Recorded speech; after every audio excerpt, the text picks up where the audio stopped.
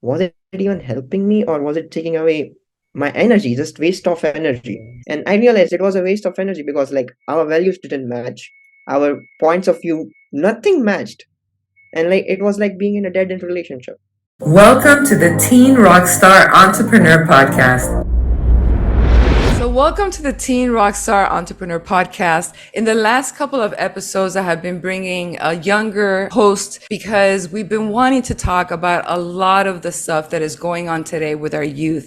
So today we have a new perspective because we have Dipen Unarkat that is coming to us from Germany. He is getting his degree, but I will let him introduce himself and then we'll start talking about some relevant topics. Thank you, Naomi. Thank you for having me as a guest here. Hello, guys. I am Dipen Radkat. You can call me DJ. And I am from India originally. I'm studying here in Germany right now since 1.5 years, pursuing my bachelor's in mechatronics.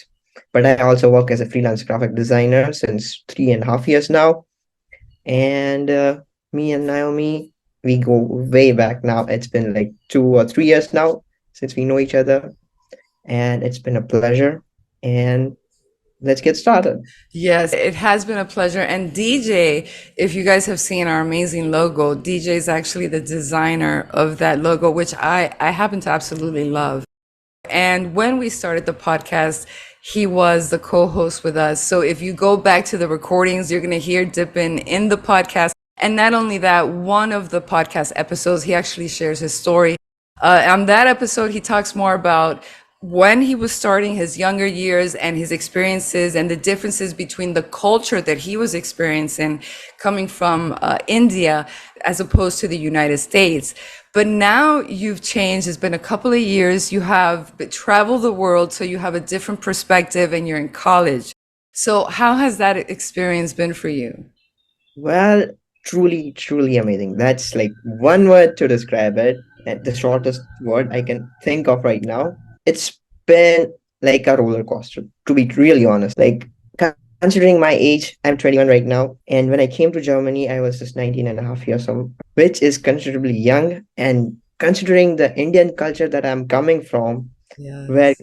kids are pampered, like really compared to the US culture where kids are actually like given the freedom to go out of the house at the age of 18, do their own thing, pursue their own thing. In India, it's totally opposite. You can live it with your parents as long as you want, and you have the parents' full support, full pampering, you can say that, for which I'm kind of thankful also.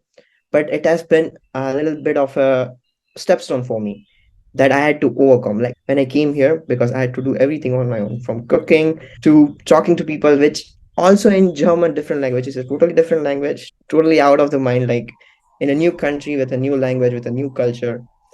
For a kid who is just 19 years old, just coming out of his teenage and taking on all those responsibilities all at once, it was kind of overwhelming in the beginning.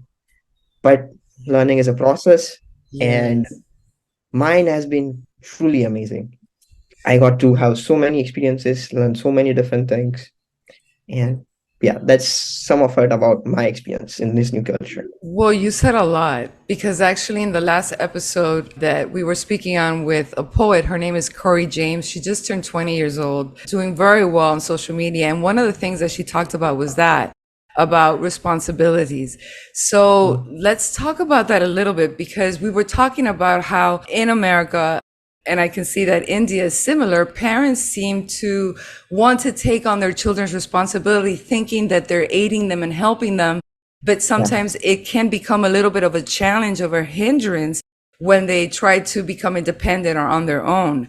So how were you able to manage that and still not be overwhelmed while you were doing all the tasks that you didn't do when you were younger and being coddled by your parents? So about being dependent, like I'm reading this book, 48 Laws of Power from Robert Greene, and Yes. there's one law in it which says never be dependent on anyone, because being dependent brings out the most worst feelings in you, being vulnerable, being emotional. And when you are building a new life, those are one of the worst things you can have, being vulnerable and emotional when making decisions which are building your life, well, life blocks. because considering this age, it's like I'm building this my ground of my base structure, and being dependent during that time, it's really difficult when you are just thrown out into the world, into the wild, and it gets really wild. Yes, and actually, I love that book. I don't know if you were going to Mhm. continue. You can continue. I won't forget. Yeah. The book, I that's my favorite thing actually. The 48 laws of Robert, power. yes, Robert Greene is one of my favorite authors. He has several books that are incredible that will teach you a lot about relationships. The Power of Seduction was also a magnificent book. But That's I got right now, yeah. yes, they're fascinating books. And it's so interesting that those are the topics that you're reading because that's exactly what's going to help you create that foundation that we were talking about, that character that you need in order to be successful. And it seems like you're doing a pretty good job at it. I have a curious question since now you've managed to create these changes and adapt and get over the overwhelm. What do you think would have been the best approach when you were growing up for you to have had an easier time developing these skills or going out on your own? Actually, considering like my experience, I would say that is one of the best way. Let the guy be dependent for a while, and then throw him into the wild. But family should be there to support him if he or she needs it. Whenever the guy, when the kid gets in trouble, his family should be there to support him if he needs it. But let the kid explore on his own without the restrictions, like in the beginning. Like you cannot teach them anything. Like the skills that are needed to survive in this real world cannot be taught, cannot be really taught without the experience. I'll be truly honest on that. That what the things that I learned right now cannot be really taught by just saying like do this, do that, you could do this. Maybe some advices while doing it would be good, but without the actual experience of the life, you cannot learn anything just by reading about it or someone telling you about it. Maybe you can. Absolutely. It can aid you. So, for example, it can aid you in whatever it is that you want to be doing. It can give you that knowledge. And in that sense, like when you hear something repeatedly, it kind of gets ingrained inside you. And slowly it starts becoming a part of you. And those are the aspects of you that begin to change. But I do want to point something out because there had to be something that was taught in your home that gave you a foundation. So there are many young adults today that are actually quitting college, that they can't hack college because of that same thing, because they're experiencing the overwhelm, because they don't have the emotional intelligence or the self-regulation skills to be able to deal with all the distractions that are out there with their responsibilities. They just can't seem to keep up. So what do you think were the values or the beliefs? What was the foundation that you were taught in your home that actually, because there was something that was done to help you build that character that you need to be able to say, "Oh my God, I feel overwhelmed, but I've got this," or "I will figure it out." Let me think about it. I have been a curious creature. Like since I was a kid, I used to be a lot sick, so I couldn't get out of the house. Most of the time I got out of the house was to the hospital. Since I was till I was 6 to 8 years old, my most of my outside trip to the world was to the hospital. I was so sick at that time because of my lungs and everything. But at that time, I got how can I say? I was a kind of a nerd, but a curious kind of nerd. So whenever I got questions, my mother and my father, at least my mother, whenever I got questions, she wouldn't just say no to me directly. She would just explain to me as a kid, like whatever the question I had at that time, my mother would answer the question at that time, at least so that I would understand whatever at the age I was, and also warn me about the negatives. Like she was, of course, mothers are always protective. So like she would highlight on the negatives, but also teach me like these are the also things you can do. These are the some things, these are the some points you can learn. So I was given the freedom to be curious, which which is really helpful for a kid to grow. Well, how I would answer this question is the way I think. This might sound a little bit adult for my thinking, but I would answer this question in a way how I would raise my kid, because I know it sounds a little bit too early for me to think about those things, but it's never too early to think about Never. those things. Trust me, you cannot learn parenting all at once just like that. You need to learn it over a long period of time. So, how I would raise my kid, I have had some thoughts on it, is that I would give him the freedom to be curious, to have questions, to ask the why not? And as a parent, it's my responsibility to teach my kids about the wrongs and the rights of this world. Of course, I would focus on the negative things so that I could protect him or her, but I would also give him the freedom to learn. Like, of course, he has to go out in the real world. So I'll teach them about the realities of the world and not just slam the door at them when the kid asks the question, when the kid asks the really hard questions. Even though for him or her, it might be just some stupid thing, but those questions are also important for the growth. So it seems like your parents gave you a space for you to be able to have a debate, for you to be able to have your opinion, to present an objection. That's very interesting because that is what we encourage, to have that open dialogue because you want to create communication. And I like what you said about seeing the pros and the cons and then letting them make their mistakes. So, how did it work for you? When you made the mistake, did your parents come back to you and say, I told you so? Or how was that conversation had? I told you so. Since I got here to Germany, I learned that instead of telling my problems directly to my parents, they would just worry they wouldn't be able to help me right now. There's nothing they can do. Whatever problems I face here, I have to face it on my own. So if I face a problem, I find a solution first. Even though I get mad for one day, 1 hour, 1 minute, I get crazy. Like, what the fuck am I gonna do now? Right. But I find a solution. As soon as I get the problem, I try to get out of the shock and try to find a solution. And I have the solution. I have my opinion formed already. But before I execute it, I go to my parents then, or a friend. But we are talking about my parents right now. So I would go to my parents and tell them the problem. Like, this is the problem. Now this is the solution that I'm thinking of. This is the best way I think of. And I will tell them why I think that's the best solution, and then I would let them present their opinions and consider that opinions because I value their opinions, which I think most of the kids think like their parents are stupid at teenagers Yes. at least. They think that opinions of their parents doesn't matter that much more because they don't know what life is. But that's very wrong. I agree. And parents might not have all the answers, but they do have your best interests at heart. And as adults, we have been through these teen years. We have made the mistakes. So we're hoping that we can impart a little bit of our wisdom to you because that is the actual definition of wisdom.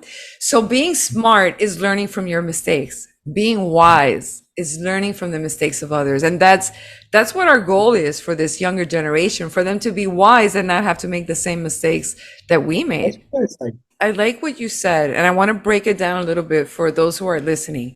You just said it right there. You go a little crazy, you're a little bit in shock, and this is what happens to our body. So you described it very well. When we hear that news, when our body goes into fight or flight, we get all these Yeah. chemicals in our body at once.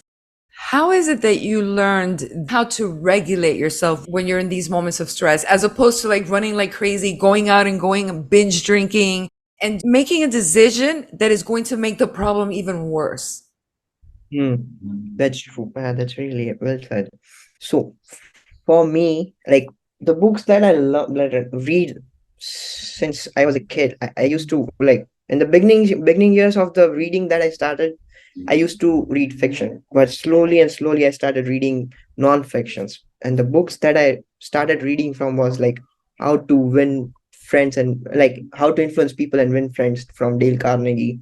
That was one of the best book I read. Then there's, for example, this 48 Laws of Power. Those book like teaches you like you cannot do everything on your own. Like people build that like I'm the lone wolf, and when you are thrown into the wild, you are alone, but you are not the wolf. But the way I think is like very strategic because I have a dream to build a successful life, which people might think I might go crazy for, like having the cars, having the supercars. But my main goal is to provide for my parents anything that they wish for, they want for, because they haven't had that in their life because they sacrificed so much for their kids. But I want to build that life for them as soon as possible, so that whatever they want, they don't have to see the price tag. And that is a big dream for me. and I have to, whatever the moves that I make right now, they're gonna affect my future. So I have to make them think strategically on that. And the better strategy, and like there's uh Art of War by Sun Tzu. Like I haven't read that book, but in my Instagram feed, like there's mostly recommendations of the book and like there's some quotes from it. Like it's better to take advice from your close friends or close group of people that you are surrounded with instead of just making decisions, because you can be blindsided on that. You are thinking one way, everybody has a different opinion. Yes. Use that. Use that to your advantage.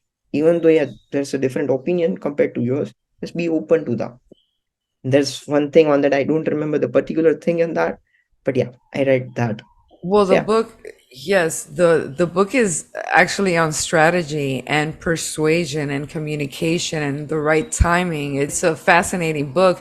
You have used books to be able to guide you and to help you through your journey. And that is something that I find amazing because knowledge is power and self knowledge is empowerment. So the more that you're able to read and the more that you're able to learn about yourself and develop that a strong sense of self awareness, that is the key into having a successful life in part. I think the second aspect is the second thing that you mentioned, which is phenomenal. So you have a dream. Martin Luther King said, I have a dream. And I know it sounds sometimes like a cliche, and there are people who debate, having the purpose and that that's not the purpose. The purpose is not the purpose and something else. There is a lot of debate. But I will say this one thing that I know to be true from how we work. We are goal oriented creatures. We all need to be focused and have a goal and have a motivation. Meaning is what creates significance in our lives. So it seems that you have managed to find that meaning, that thing that is going to get you out of bed, even though you're having a crappy day. If you have a problem and you go into shock, you very quickly are able to pull yourself together because, again, you have that objective, that goal. Would you say that that is the big push through your hard times? it is really true. Like it's not just for me, like humans need purpose. Any human being, they need a purpose to live. Like what's the meaning of life if not Right. purpose? How to have purpose, I didn't know that. And last year, like for example, if you know Chris Doe, he's one of the most renowned designer, graphic designer in the marketing and the design industry right now. He's from USA, actually, California. And I met him last year. He was in Berlin here, and I went to his conference. And he is a very gentle and nice human being. And I asked him how to find money. Like the topic of discussion was brand building and marketing and etc., business strategy and everything. So of course, like for that you need a purpose. He talked on the topic of purpose, how to find purpose, and I asked him, "What's my purpose?" Like we were on a break, and I asked him personally, like, "How do I find my purpose?" And he asked me, "How old are you?" I said, "I'm 20." He said, "Don't worry, you'll find it on your own." It's been a year since that, but now I realize slowly and gradually that to find your purpose, you need to have a goal first. And in the pursuit of your goal, you'll find your purpose automatically. You will have the Absolutely. will to wake up every day. You will have the responsibility on you for you to carry on. Yeah, and not only that, through trial and error, let's say that you think you want to do this thing and you start and you might not like it. It might not come natural to you. It was something that maybe your friends were doing and you thought was cool. And so this is how you learn to find your purpose because a lot of people get really concerned and bogged down on that issue. But actually, most successful people have failed their way to success. So it is through all these hardships. It is through all these changes in ideas. It is through all of these doors that you break in the process that you, one, find yourself, figure out who you are, two, you figure out what you're made of. Because I think that's really important. But you seem much more confident and calm in who you are than 2 years ago. And I want to ask you, do you think that it has to do with the fact that you've had all these challenges, that you felt so overwhelmed, but you managed to pull through, make the right decisions? What do you think builds self-esteem and confidence? That is a very interesting question for me right now, because to build self-esteem in you, self-confidence in you, like you need to have different qualities of a human being. like patience, discipline, focus. And I took patience first because experiences considering regarding to my relationships in the past. It has been a rough ride for me, and also in different areas, aspects of my life. People have told me that you are very impatient. Like I get the questions, and I got the questions. I get very curious, and I want to answer those questions as fast as possible, as soon as possible. So I poke around wherever I get the chance. I poke around, but people have told me like you could be more patient. You could be more patient, and some people have also thrown the allegations that I am still immature, and that particular point has gotten to me, and for that reasons to remind me, because I tried like okay, I took their opinions like the view that they had on me. I got it like from the people that I respected. They also said that. Even my father said it to me that you could be more patient, and I took that into consideration and I tried to apply it whenever I like. For once, I got in a situation in a crisis. I was panicked. I was shocked at the, in the beginning, but then I remembered. Let's try to be patient with this one, and that helped me so much. Like the way I solved the problem was amazing, and I kept doing it, but I kept forgetting it also sometimes. So last year I got a tattoo here. Like I mean, yeah, if you can see here. Yes, patience. So like I know people get crazy tattoos at my age. This was a life lesson for me. So that I Yes, got it imprinted on my hands. it represents a milestone. One thing I want to tell you, because I want young people that are, and even adults, because I have been guilty of this too.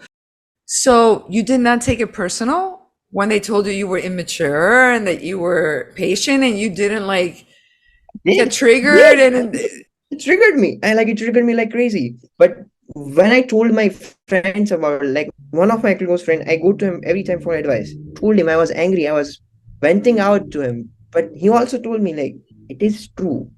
Then I listened. And that got me thinking like maybe even if he's also saying because I value his opinion so much also.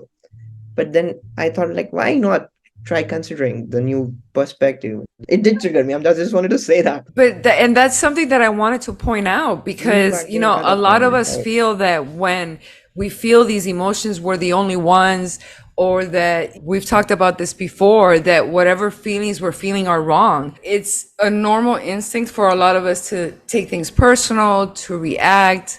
And the reason why I say this is because a lot of times when we feel these emotions, we feel guilty that we feel these emotions. And I remember in our first interview, we talked about jealousy. That's why I want you guys to listen to that interview, because someone would say, "Oh, I'm embarrassed to say that I felt jealous." But all of these emotions that we feel, they can be a superpower, because if you observe, okay, I'm jealous. Well, what is it you're jealous? You're jealous of these qualities. You're jealous of these things. But if you use it in the right way, well, then you can pursue and achieve these things. And you did it again, because this is the second time that you talk about something that triggered you or made you feel a certain way. And once again, this is why I think it's so important. You used it in your favor instead of just dismissing it and thinking that they were wrong. You absolutely took stock in it and you started changing. And then you see, this is how life works. Because when you start applying things, you never know when it's going to benefit you. But then this problem came, and what did you decide? Well, let me try the patience thing. And then because you used patience, and again, what we said, you weren't impulsive, you didn't overreact because you felt overwhelmed, you managed to solve the problem, and it was fantastic. Yeah, now I'm the best poker player amongst my friends. Congratulations. So you're learning a lot of new skills, I see. Playing poker is one of that. Yes. And you also got to have that poker face, that's very important. Yeah, it has helped me in also in the business perspectives and educational purposes of my life, and poker has played a like considerably a good part in it. That's good. I think that learning all of these things teaches you like a lot of invaluable skills. As long as, like, for example, because, you could look at playing poker the same thing as the internet. For some Mhm. people, it could be very detrimental. It could ruin their lives. And for other people, it could be a tool that they use to sharpen their instincts, Life, to yeah. to get themselves further ahead. I want to start getting into the college stuff. And so I just Yeah. want to show you something that I found online Hmm? that was talking about the biggest challenges that young adults start facing when they're in college. And so I want to read out a couple. So here's some of the stuff that they mentioned that are the top 10 things that college students Because go there's a through. long list, trust me. Yeah, right. Oh, it was longer. I cut it short. No. Okay. So budgeting, anxiety and depression, Mhm. time management, Mhm. homesickness, academic performance, health issues, relationships, social pressures, roommates. So Oh, okay. you have a couple of stories on that one? Oh, trust me, on each and every topic. So talk about the ones that maybe affected you or one of your friends the most. Okay. So I'll start with the roommates, the last one that you said, roommates. Okay. When I got here, I like two of the guys from my city also. Like we were in the same course doing the same thing. And we were also like never had an experience outside of the outside world, never had a hostel life experience, nothing. We were like my first flight to Germany was my first international flight to outside of India. Like that was my story. And I got to live with those two guys. Neither of us had the experience to live in a shared space, how to share stuff. We didn't know that. And that was a very problematic thing because, of course, I would be a selfish guy. Like, I've been taught to take care of my personal space, of my personal things. And none of us like to share anything. I was like, this is my job opportunity. Why would I share it with you? This is my idea. Why would I share it with you? And that way, it created a lot of trouble between us. Even though we were from the same city, we knew how to cook, but we none of us cooked together. And it was like those two guys were like old school, like school friends, and they were together since the school age, like when they were in the nursery. And so like it was always two of us, two of them against me. Yes. And it had been like for 1 year we lived together, and it had been always a struggle. But it actually also taught me how to be independent, how to be self-dependent, how to be selfish, because life is like it's not an easy place. It's a cruel world out there. It's an evil place also. There are evils out there. And being selfish, at least limited to like some people, you have to learn to be selfish. You Yes. cannot just be the giver because people start taking advantage of that. And Yes. that was one of the biggest stepping stone in my college life. Yeah, I think the hardest thing in the world is the word in Spanish is convivencia, and it's not very easy. I went through an experience for several years when I broke up with my partner and I was just starting over and I had to share, like you, I had to share my space with other people. And I learned so much, and particularly about myself, and like you said, on how to create your space. And it is being selfish in a healthy way. Yeah, So naturally, you want to be a compassionate and giving person, but there needs to be balance because when you do too much or give too much of yourself, it's like the saying that says you're giving from an empty cup, that is a really good saying actually. Like right? it taught me how to set boundaries. Yeah, that's true. How was setting of the boundaries in the beginning? Did it feel like really weird to you? I think boundaries is the most important thing that every human being needs to learn. And a lot of people, when you set these boundaries, they feel the opposite. They don't feel loved. They feel restricted. They feel angry at you.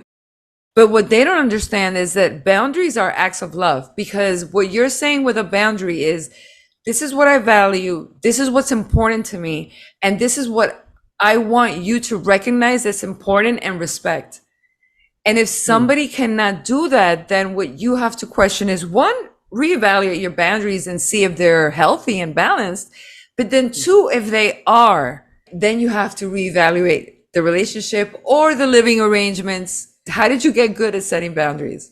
I didn't like in the beginning. I didn't know I was setting up boundaries at that time. It was just like whatever I did was just something wrong for both of the guys.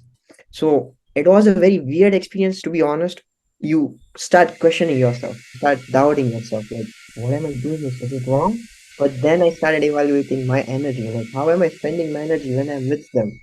For example, even though we weren't getting along, we used to spend some time together. And then I evaluated the time I was spending with them. Was it even helping me, or was it taking away my energy, just waste of energy? And I realized it was a waste of energy because, like, our values didn't match, our points of view, nothing matched. And like, it was like being in a dead end relationship. And I was like, okay, you guys do you. I'll cook my food, I'll clean my clothes, I'll do my own thing. You guys do you. I don't mind. I will stop caring.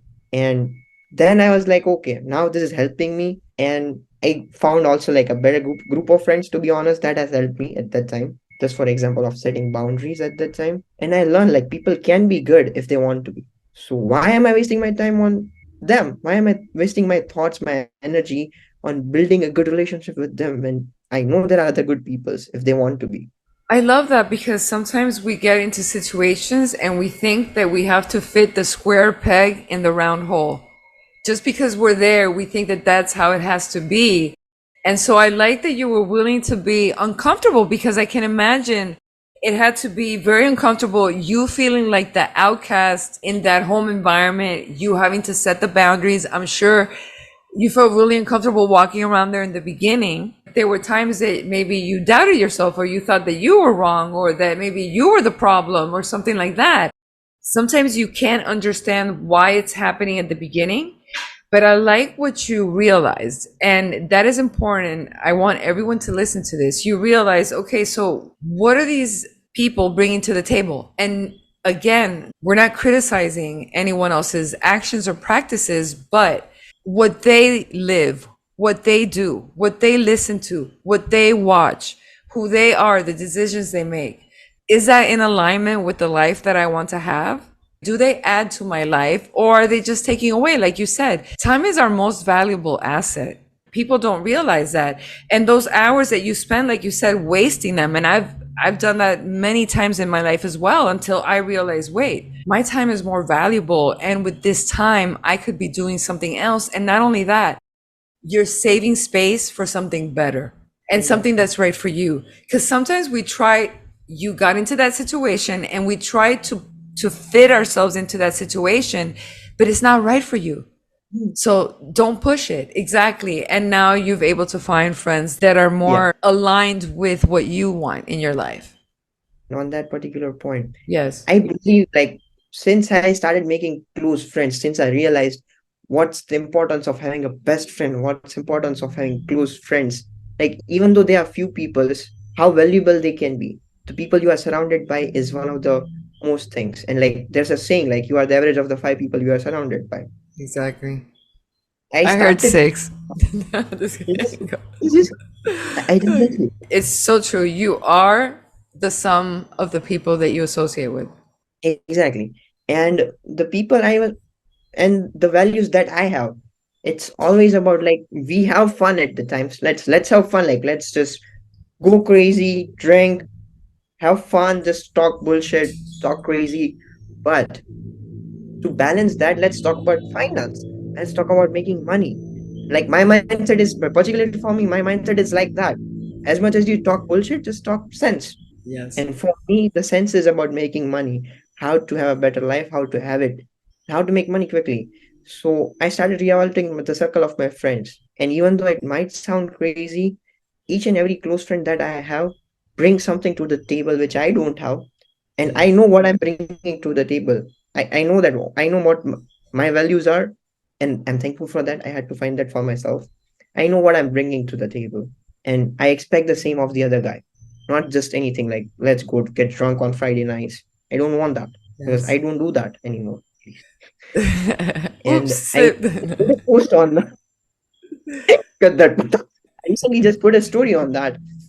The Elon Musk said, have the group of friends who talks about investing, about business, about money, about family. Have those kind of friends. And I believe in that totally because that totally makes sense. Absolutely. And it goes back to having a life with meaning. But you know what you said is so interesting. I'm going to put a link to, I don't know if you've heard of impact theory. It's a No, very no. fascinating podcast that is on YouTube. I happen to love him. His name is Tom Bellew. A very insightful guy Oh who yes, brings I know the amazing guy. I didn't people. know. So I forgot the Mm-hmm. name of his guest, but he's a social behavior analyst, psychiatrist, and he runs a lot of experiments.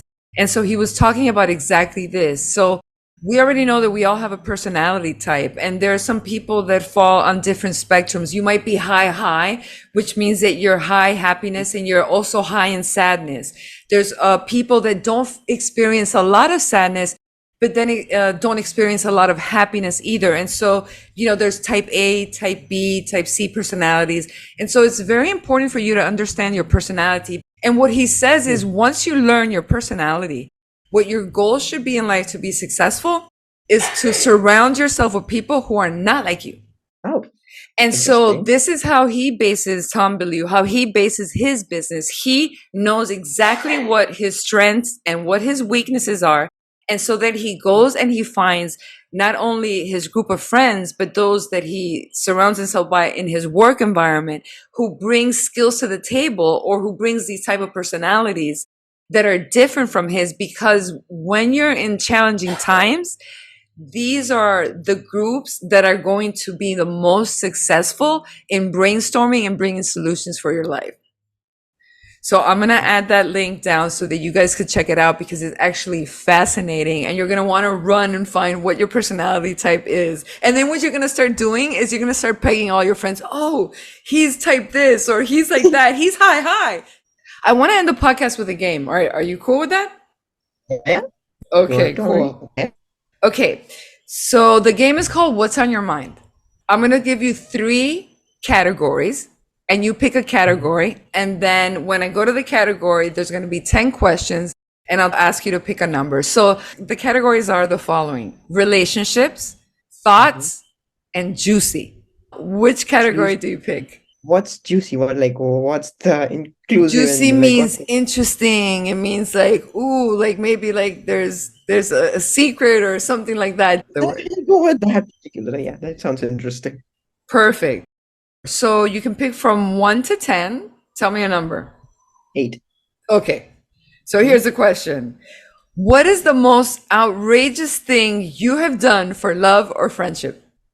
Love or friendship? Outrageous. Outrageous in terms of what? I Maybe like weird, maybe going out of your way, out different.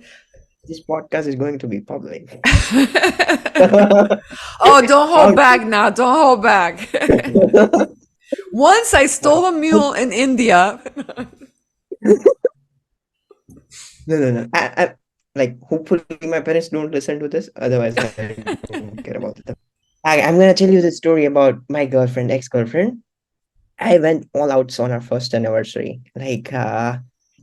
To surprise her, actually it was a day after my birthday, and after few days it was going to be our 1 year anniversary. So I decided to throw her a surprise on my birthday, after my birthday actually. And I like we don't have much like free space where we can go without people judging us. So I chose the lift room of our building where there's the generator of the lift and like there's a much big space of the electricities and everything. So I chose that. It's a very secluded space. Like there's enough lighting, enough wind, but it's not noticeable by anyone. And that is one of the craziest thing I have ever did till now. And I decorated the whole room with candles, flowers. I asked her, like, I'm going to give you a surprise, and I asked her to wear a gown that I really liked, and I told her to wear that. And there was wine also, ice, chocolates.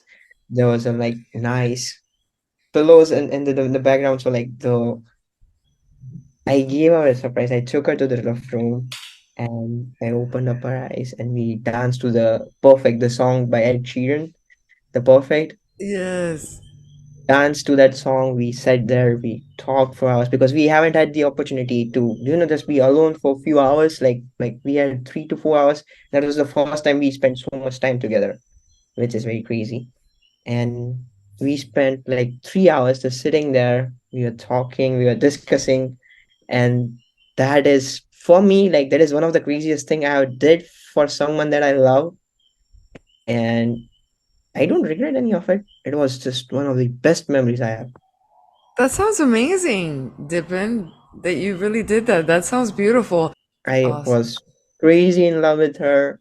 I even introduced her to my mother, but then the things didn't work out, and I came here, and we went on our separate path. And that is still one of my most cherished memories till now. So thank you so much for sharing that. And thank you so much for this amazing podcast interview. We want to thank you so much for hanging out with us during this hour. And if you want to friend DJ, check out his graphic work. Early money low, she get it good from she rise. But put it on so good and make she shake all she ties. Smile upon her face, me know she pleased with this eyes. Calling her ramp to make them gyal roll out them eyes. Go down there, wine and go down there. Go down there, wine and go down there. Go down there, wine and go down there. Go down there. If you would like to book him, he's simply amazing, has the best work ethic. So we're going to be leaving all his information below so that you could check it out, as well as that impact theory video so you guys could check out your personality. Didn't check it out too. And so we're going to say goodbye for now. Until the next time, guys. Thank you. Until the next time, thank you, Naomi. Hey, rock stars! That wraps up another electrifying episode of the Teen Rockstar Entrepreneur Podcast, where we dive deep into the journeys of incredible minds shaping their destinies in the world of business, solo, and entrepreneurship. Now, before you hit that pause button, I've got some exciting news for you. If you're ready to take control of your life, eliminate anxiety, insecurity, and fear, then look no further. Head over to the teenrockstarentrepreneur.org website to grab your very own copy of the comprehensive 140-page Designer Life Blueprint Teen Workbook. This workbook isn't just a guide, it's a roadmap to unleashing your true potential. Packed with insights, exercises, and strategies, it's your key to crafting the life you've always dreamed of. A life where challenges are conquered, dreams are pursued, and happiness is your companion. So what are you waiting for? Visit teenrockstarentrepreneur.org and kickstart your journey to a life of purpose, passion, and success. Stay inspired, stay motivated, and remember, your journey is just getting started. Until next time, keep rocking and rolling towards your dreams.